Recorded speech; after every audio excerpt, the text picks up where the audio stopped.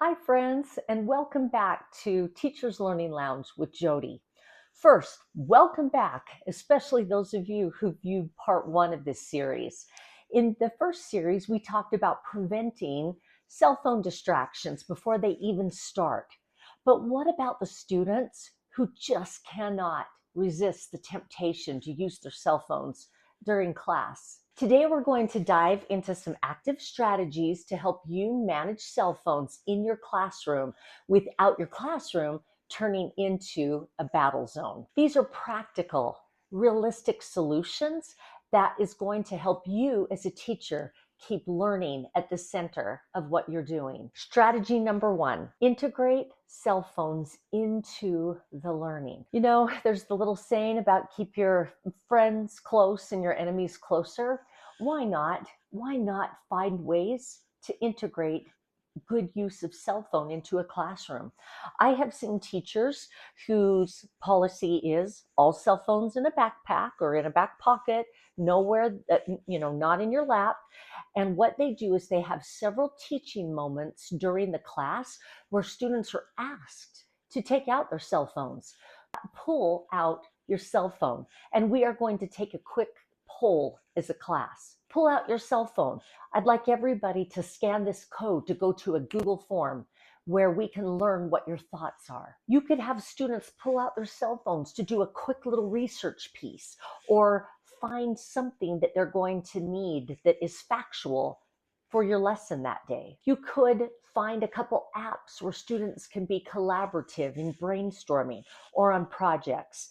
So when students know that their cell phones have a purpose in class, they're less likely to use their cell phones as a distraction for social media and notifications and so forth. Second, I have seen teachers use phone pass systems very effectively. What is a phone pass system? It is simply students earn a certain amount of phone use passes during a week or a 2-week period, maybe even a term. Students can use the pass for anything they want. They can use it for a personal reason. They can use it for research. They can use it for project work. And that can be very enticing for students. This type of system builds self-regulation, which is powerful for our students. It reduces secret scrolling because you know that if you want to do something like that, you can just use one of your passes. And it gives students the sense of autonomy. Strategy number 3, consequences that teach, not punish. Punishment alone rarely will change a behavior. Instead, focus on learning from our mistakes. So for example, if a student is secretly scrolling or using a cell phone during your class, instead of just confiscating it immediately, perhaps you can pull the student back to your desk and ask her or him to reflect.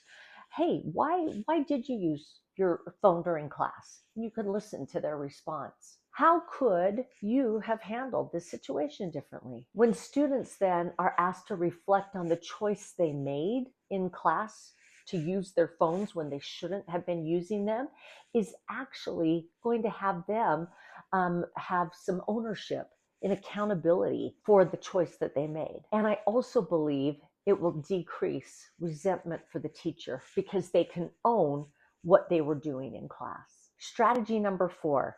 I'm going to title this one Teacher Circulation. I have found, as I have not only taught, but as I have observed hundreds and hundreds of classes over the past 8 years as an instructional coach and in a supervisor role, that sometimes the best prevention is just really being present as a teacher. I've watched teachers who say to students, no cell phone use, and then they give them some non-thinking worksheet or kind of a stupid project. The teacher goes and sits at his or her desk and expects the students to work on some meaningless project.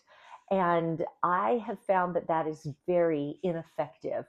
Walk around the classroom frequently. Show the students that you are really engaged as their teacher. Engage students in discussions and check-ins on their learning. Position yourself strategically so that you can reduce off-task behavior. It is my experience that your proximity and your engagement can be more effective than rules or consequences for cell phones. Strategy number 5, have you considered building a digital citizenship lesson? I watched a couple teachers over the past 8 years actually teach their students a little mini lesson on what digital citizenship looks like. And what it did was it just showed the students what healthy technology habits look like and what they don't look like. And it helped students recognize their distraction triggers. And it also helped them self-regulate their phone use. I thought it was really powerful, and I was really impressed as I watched teachers just design a little mini lesson to share what it means to be digitally responsible. When students learn that cell phone use can harm focus, they're more likely to make good choices independently. Strategy number 6. Let's title this peer accountability. Students often respond way better to their classmates than adults. So, for example, you could have collaborative contracts where groups of students agree that they're going to have phone-free time during their projects. Or you could teach students how to gently remind each other when they're off task. You could highlight positive examples of focus. Peer accountability builds a supportive culture rather than a punitive one. So to wrap this whole idea up today, balance enforcement with engagement. The key takeaway is managing cell phones shouldn't be about policing cell phones. You can combine your preventative strategies with active management. You can empower students to self-regulate.